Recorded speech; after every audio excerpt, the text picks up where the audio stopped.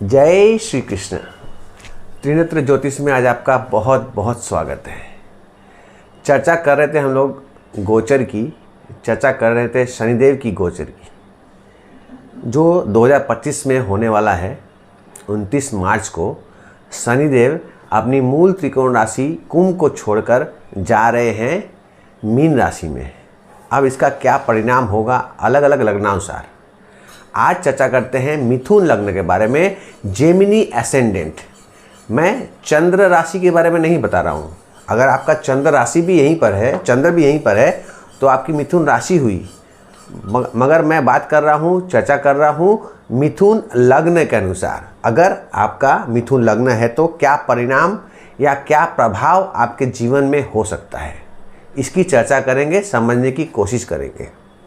देखिए, आपकी कुंडली में शनिदेव अष्टम भाव एवं नवम भाव के स्वामी हैं। नवम भाव के स्वामी है, इसलिए अष्टम का प्रभाव कम है। योगकारी ग्रह हैं, शनिदेव आपके लिए अच्छे हैं, परंतु अष्टम का कार्य भी शनिदेव को ही करना पड़ेगा। अष्टम यानी गुप्त बातें, अष्टम यानी रिसर्च, अष्टम यानी ऑकल्ट, अष्टम यानी इनहेरिटेंस, अष्टम यानी टैक्स, इंश्योरेंस, ये सारी बातें अष्टम भाव से देखते हैं। तो वो कार्य भी शनिदेव ही करेंगे। अब तक जो आपको प्राप्त हो रहा था, जब शनिदेव अपने मूल त्रिकोण राशि कुंभ में थे, तो भाग्य से आपको ज़्यादा मिल रहा था। आपको कर्म से ज़्यादा भाग्य की सहायता प्राप्त हो रही थी। परंतु जैसे ही 29 मार्च आएगा, आपका ये भाग्य जो है ये चला जाएगा दसम भाव में। दसम भाव में जाने से क्या होगा? दसम भाव में शनिदेव जब जाएंगे तो आपका कर्म बढ़ जाएगा, कर्म की वृद्धि होगी, आपको और ज़्यादा काम करना पड़ेगा और शनिदेव आप इसका अच्छा फल अवश्य देंगे।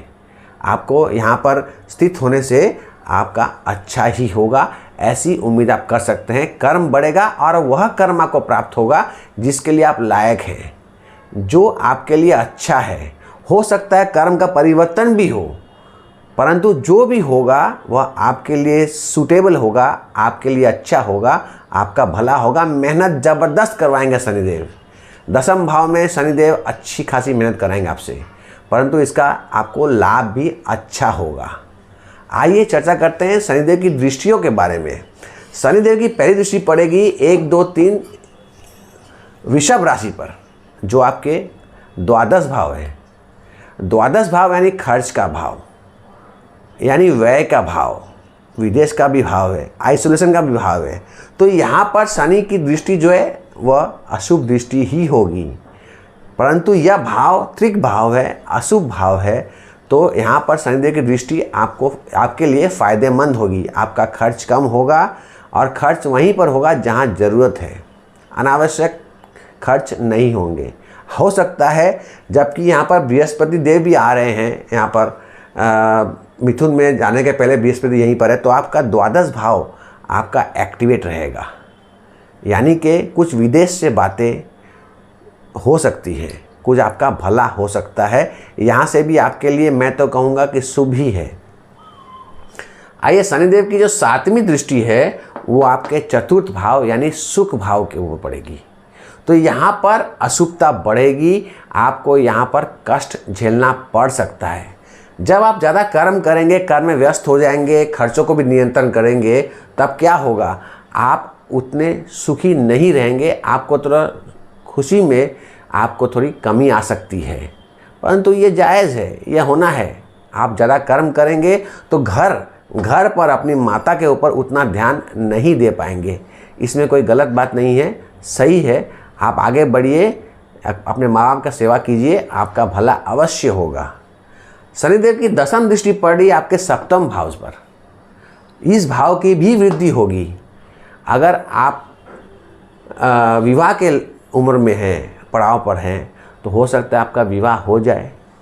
आप कोशिश कर रहे हैं तो आपका विवाह होने की संभावना है यहाँ पर, क्योंकि शनिदेव बृहस्पति की राशि में हैं, मीन राशि में, तो उनकी दूसरी राशि धनु पर भी इनका प्रभाव रहेगा, सकारात्मक रहेगा, पॉजिटिव रहेगा, अच्छा रहेगा, ऐसी उम्मीद आप कर सकते हैं।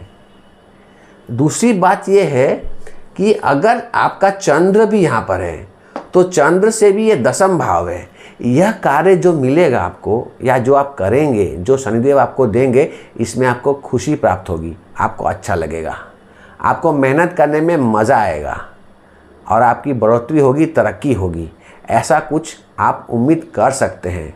लेकिन जैसे मैं पहले भी कहता हूँ कि ज्योतिष एक संभावना का बातें करता है, ऐसा होगा ही ऐसा मैं नहीं कहता हूँ। 75% तक मैं कहता हूँ ऐसा होने की संभावना है, अच्छी खासी संभावना है। और अगर शनिदेव आपके जन्मकालीन में यहाँ पर है, कर्म भाव पर है जन्मकालीन, तो जानिए यह सैटर्न रिटर्न्स का समय है, तो कुछ बड़ा होने वाला है कर्म में आपका और कुछ महत्वपूर्ण होने वाला है, बहुत ही शुभ होने वाला है। तो अष्टम भाव के स्वामी होने के बावजूद जो कि आपके इनहेरिटेंस, इंश्योरेंस की बातें भी यहाँ हो सकती है, टैक्स की बातें भी यहाँ हो सकती है, परंतु शनिदेव अभी वृद्धि के समय में है, भला करने समय है। हो सकता है कि आपको कुछ प्राप्त हो जाए, आपके पूर्वजों के कुछ संपत्ति आपको मिल जाए, कुछ इनहेरिटेंस के आप भागी हो। तो ये समय मैं कहूँगा, ये जो कालखंड है 2.5 वर्ष का, यह आपके लिए पूर्णतया अच्छा समय है, शुभ समय है। इसको काम में लाइए और आगे बढ़िए, कर्म करिए, जैसा कर्म करेंगे वैसा ही फल मिलेगा। शनिदेव की यही बातें मुझे बहुत अच्छी लगती है कि शनिदेव जो जैसा कर्म करता है उसका उतना फल उसको देते हैं, अवश्य देते हैं। हाँ, शनि स्लो मूविंग प्लैनेट है, धीमी गति चलते हैं, शनै शनै शनै, तो आपको धीरे धीरे प्राप्त होगा, कोई मैजिक ट्रिक नहीं होगी यहाँ पर। लेकिन शनि जब देते हैं तो परमानेंट देते हैं, स्थायी देते हैं, तो यह कर्म आपका भला होगा, इस कर्म में आपका अच्छा कर्म होगा। अच्छे समय के लिए प्रस्तुत रहिए, मेहनत कीजिए, आगे बढ़िए। इतना ही मैं कहना चाहता हूँ। आज के लिए मुझे आज्ञा दीजिए। राधे राधे।